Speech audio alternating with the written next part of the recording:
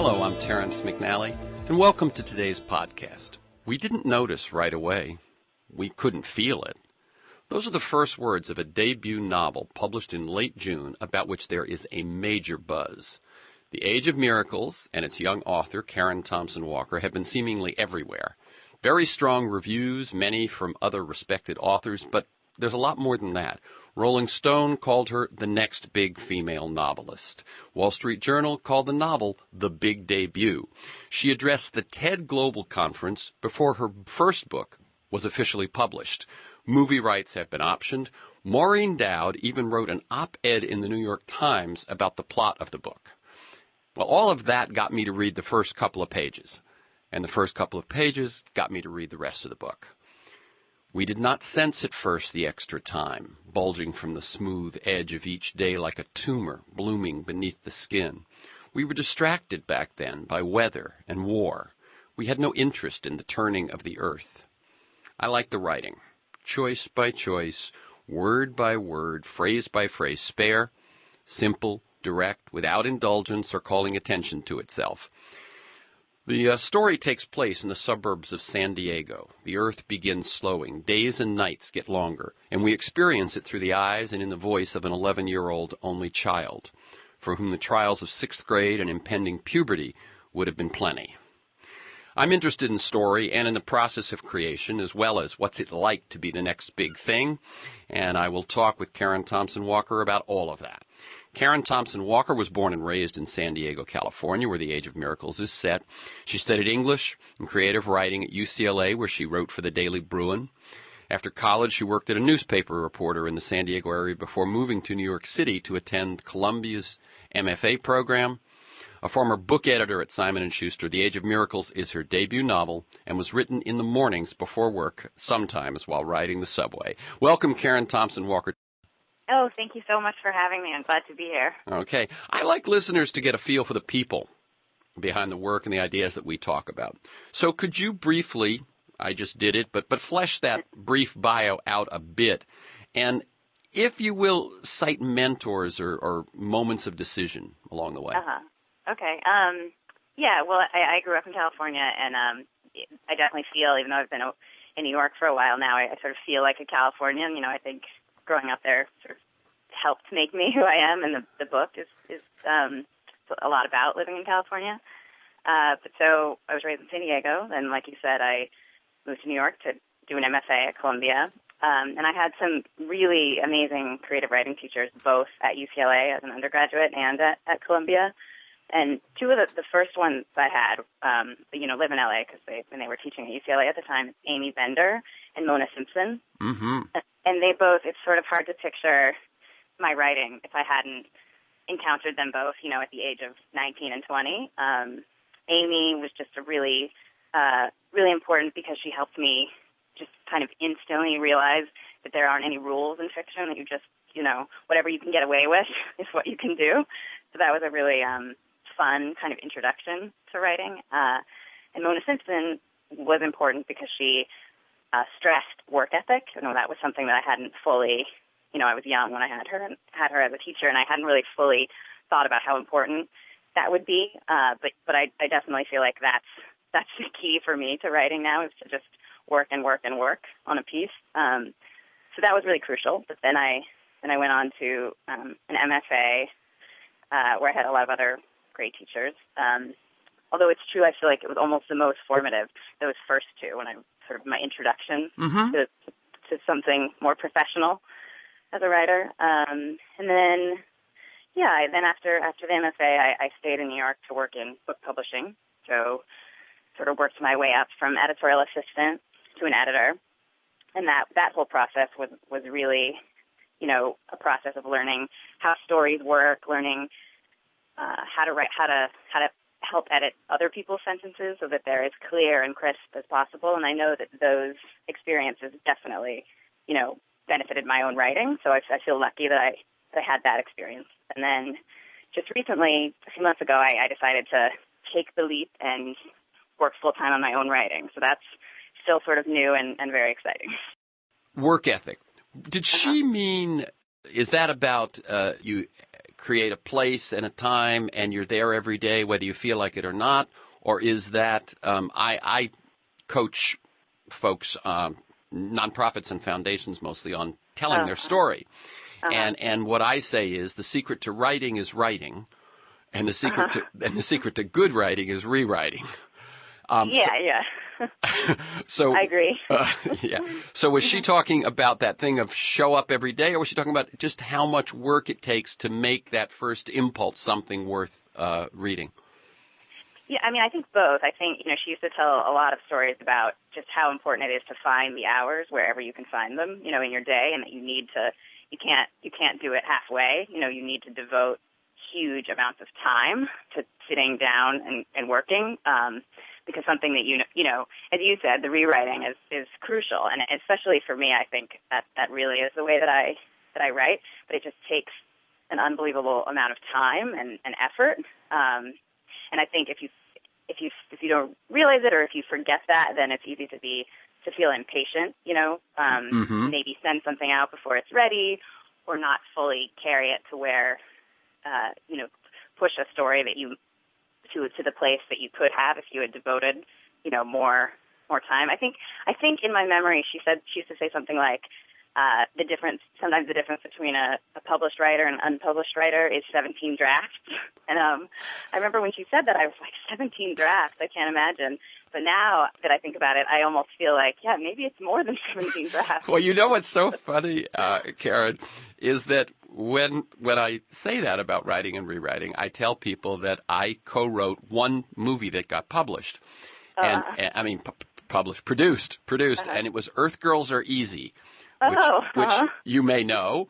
Yeah, I know it. Okay, Earth Girls Are Easy, a very silly film. A manicurist, some aliens, a weekend in L.A., and what I say is we wrote 17 drafts. Oh, really? 17? Maybe that is a magic number. Maybe that's the magic number. That was so funny when you said that. Maybe she meant that literally, stop at 17 and don't. Oh, right, don't mess with it after that. Yeah. So, how did this book happen? When did you know that you were going to write a novel, or this novel? It started as a short story, and the first kernel was back when I was in graduate school at Columbia. It was 2004, the year of the earthquake that caused the tsunami in Indonesia, and I read that earthquake was so powerful that it had affected the rotation of the Earth, with the result of shortening our 24-hour day by a fraction of a second. And it was that kernel, realizing that was possible, was very shocking and kind of unsettling to me.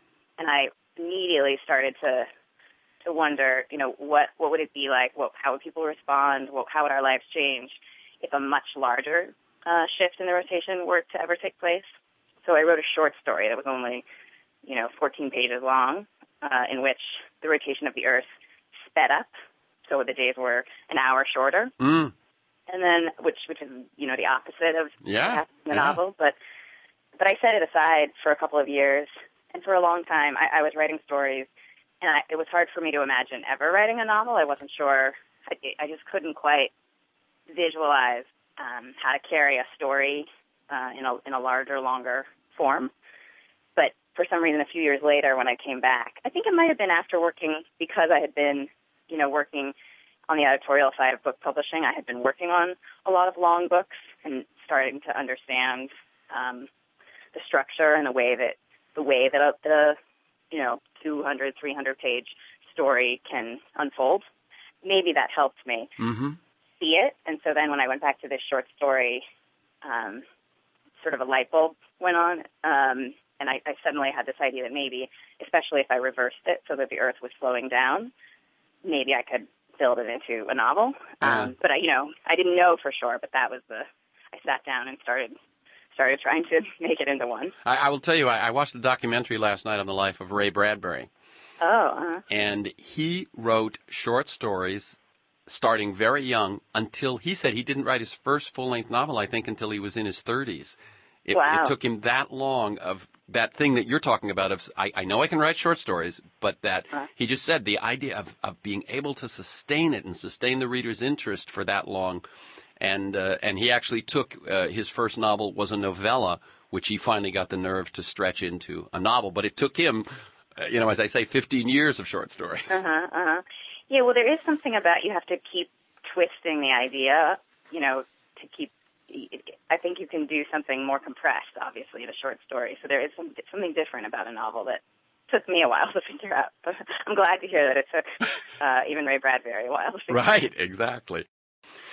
What came first? This is when I first thought of interviewing, this is the question that first came to me. What came first? The character of Julia begins at 11, the character through whose eyes we see this. The urge to write a coming-of-age story. The notion of the family in crisis within a larger crisis, the plot of the slowing. Now, I know that you had the short story, but when you began to see it as a novel, what was the piece that, how did those pieces come together for you? Well, it really did. It start the first spark was the idea about the rotation of the Earth slowing down, and I thought, it just felt like it would be an interesting story to try to tell, but I couldn't have written the first sentence without. Or sort of as soon as I sat down to write the first sentence, it came to me as the voice of a character who was looking back on her childhood.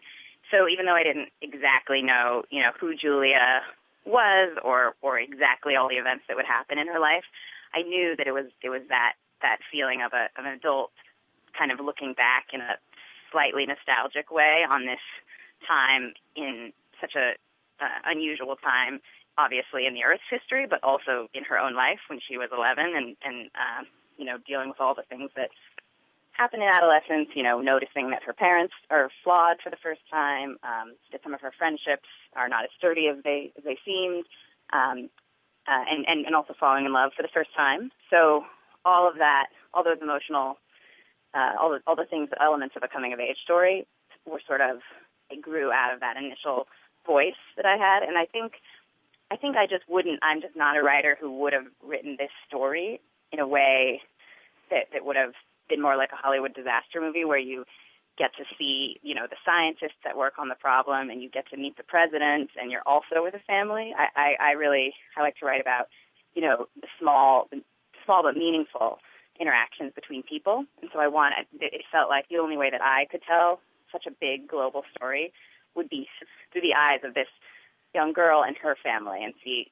and sort of be able to examine all the ways that this huge global catastrophe is affecting their lives. And I wanted it to feel, personal and intimate. And I guess in my mind that I suspected that it might feel more realistic that way. Let me just say that the first few pages, which is, it begins, as I said, but it's the revelation that something is wrong, something has changed, and we watch it through this family and maybe their neighbors and so on. That, I think, what really gives you, and you know this, but it's like whether it was 9/11 or whether it was an earthquake in L.A. or whether it was, whatever these things are, we all do experience them in our private world. Yeah, you're right. In our own homes and with our own family. Right. No, I think that's right. And to whatever extent I could draw on those real events that happened, in our real world in my lifetime, that's the way they felt, Yeah. And let me ask you again. It seems like it seems very crucial to me, actually, whether she's 11 or 13 or 15, and one could say certainly coming of age at 13, coming of age at 15, coming of age at 17. Right. And yet you chose 11. Why? I don't know. For some reason, to me, I have my own just very vivid memories from that age, and it's hard to say exactly why, but sometimes I think that age was more memorable than high school, even though that was more recent, obviously. And I think maybe it's just something about that combination between being really, really a child, but for the first time noticing some of the things that will become a big part of your life as an adult, just all the complications that you start to realize. And for me, I feel like that age 11 is when it happened for me. And younger than that, I was just a child. Right. And older than that, I began to have more of, not an adult's perspective, but enough that it somehow didn't seem as interesting to tell that story. I really wanted it to be that first beginning of a transition. That first between, bloom, yeah. The other yeah. thing that I've thought about is as you get even 2 years older, 3 years older, 4 years older, 5 years older, you have a little more independent agency. That the wonderful thing about 11 is you begin to see beyond beyond what you can control. Right. I think that's exactly right. And yet you can't. And that you don't have the independence to be able to really live a life. That's right. You can skateboard, but you can't drive. Right. How important was the sense of place? Because I think it's a character in the book, don't you? Yeah, it was very important.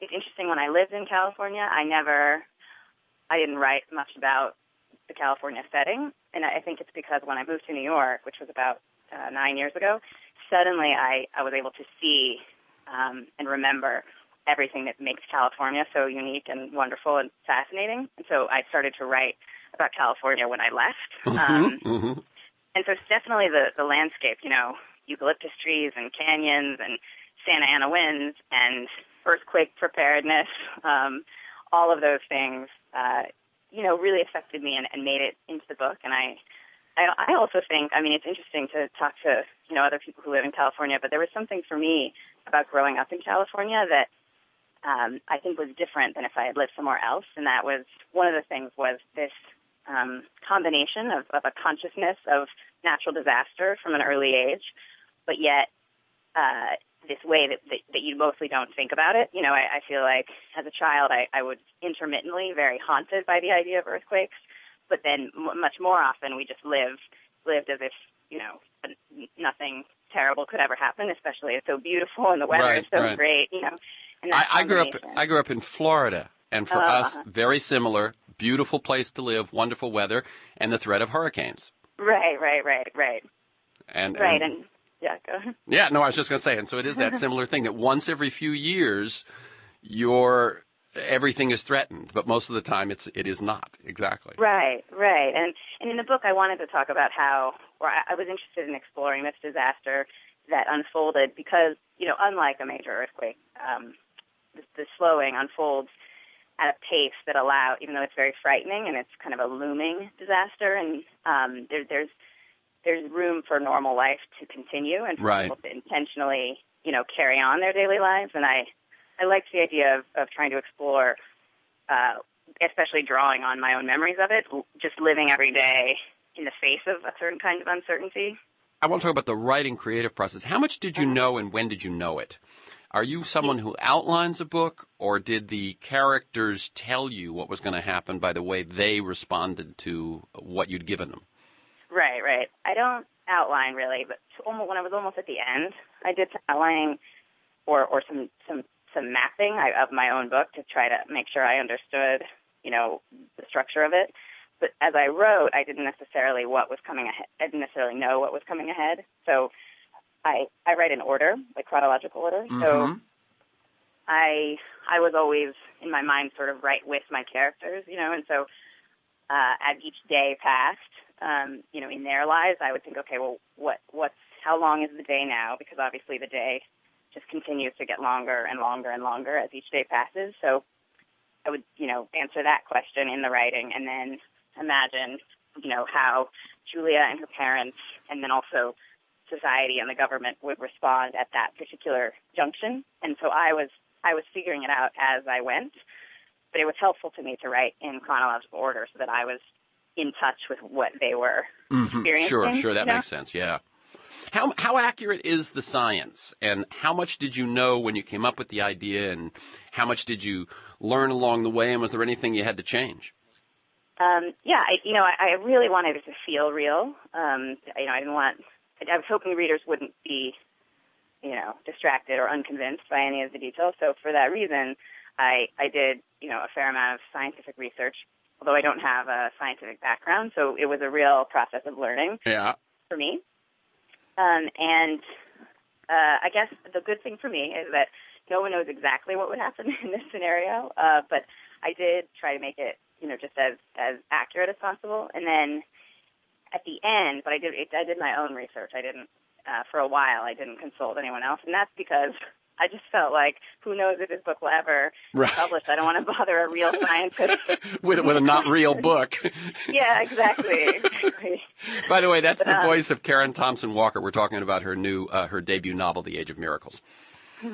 Yeah, go ahead. I should finish that, because I did eventually talk to an astrophysicist. I had him read it, and that was a scary experience, but in the end, big relief, because his feeling was, once you take this big leap that something has happened that no one expects will happen, I was relieved by how many of the consequences I'd written about he felt were accurate, but he did help me change a few things to make them more accurate. Right. There was one thing I think that you thought at first that gravity would produce one effect, and in fact he told you it would produce another, or science. Yeah, exactly. Right. I thought gravity would get a little weaker. I mean, that was based on a misunderstanding of some of the research I did. And right. He corrected me and said that actually it would have a very slight effect in the opposite direction and make gravity slightly stronger. So you were also working as an editor while you're writing your first novel. How do those two persona, you've said already, Karen, that the work you did as an editor certainly helped you. When you write, do you hear both voices? That's a very interesting question. I think that's probably accurate. I mean, as a writer, I'm a big reviser. I write a sentence and then I rearrange it 5 times and then go on to the next sentence. So I'm always editing at the same time as writing. And then at the end, when I had a whole draft, I really tried to pretend that it wasn't my book and edit it as an editor, which of course there's a limit to how easily I could imagine that, but it was useful for sure. And I was curious, how many drafts did you write? Well, I would say I often have 17 drafts of a sentence, or a paragraph or a chapter, but I didn't write the whole thing and then write a whole new draft and a whole new draft. So it probably doesn't exactly translate. No, what I can hear is that you have a particular style. There are people that would write a big chunk and tell themselves, don't edit or you'll never get through this chunk, and then edit. And what you're saying is you are able to keep the flow going even though you're rewriting sentence by sentence as you go. Yes. And that would make sense then, that you wouldn't, by the time you get to the end of the draft, it's already been sharpened. Right. I mean, I did go through a few drafts at the end, but not as many as I otherwise. Right. Okay, we've got about 2.5 minutes. What has it been like to get the buzz that you've gotten? It's been pretty surreal and strange, but wonderful, obviously. Working in book publishing, I think, set my expectations up for the opposite. Sure. To happen, because I just know one of the painful things about working in book publishing is I know how hard it is to get a book published, and I've seen so many novels that are wonderfully written that for one reason or another, or maybe for no good reason, don't get picked up by publishers. So that was how I was going into this process, and I was bracing myself for the disappointment that can happen. So to have had this kind of good fortune is just amazing, but also shocking, a little as if it's not happening to me. There's a little bit of an out of body experience. I bet. But it's great. It's wonderful. I feel really lucky. I remember when I first came to Hollywood, I thought, well, I've done some good work, and I was an actor for a while, and then I said, everybody, there's an awful lot of people here that have, and that wild cards, really, it's a poker game, and wild cards are what counts, and you had the right wild cards. Right. Finally, let me ask you one last question. As I said, I coach folks who are non-writers in how to tell stories. What do you think makes a good story? Are there particular elements, or is it the effect a story has? What makes a good story to you? Oh, that's a hard question. Let's see. I mean, for me, the beginning or the most foundational aspect is just something that will hold the reader's interest sentence by sentence. So that's the thing I think about when I sit down to write is if I was the reader, myself as a reader, would I want to read the next sentence after reading that first sentence, and then the one after that, and the one after that? So I think that's crucial. But of course, you want something with a certain amount of sweep. I think that's something that I like in a story. What do you mean by sweep? Is that size? Is that scope? Is that something scope, that? I think scope. I like there to be real consequences to what has taken place in the story. And I like for it to be moving and for it to feel real. What do you think? Well, it's interesting. I think that one of the most important things, and this may go without saying, but I think that one of the most important things is that you set something up at the very beginning that changes, or you ask a question that will only get answered if they stay through the story, so that you are giving yourself the challenge and giving the reader the offer, or the listener the offer, that this is going to be worth sticking around, because otherwise you won't, I've set something in motion, we've agreed to go on this thing, and otherwise you won't know how it happens. Right. No, I think that's a very articulate way to think of it, especially the question. That's something I've thought a lot about as I was learning to tell stories, is to make sure there's something when you first start reading a book that it suggests a question in the reader's mind that they then want to see answered. And I was going to say, in the case of The Age of Miracles, it seems to me you've set up a few, right? In other words, what is going to happen to the earth? What is going to happen to this family? What is going to happen to Julia? And you've set them all up within the first few pages. Yeah, that's right. I do believe in openings like that do a lot of work right at the beginning, so that you don't have a chance to put the book down. Right. I think we've got to wrap this up, but it's been a pleasure talking with you, and yeah, you too. And I really wish you the best.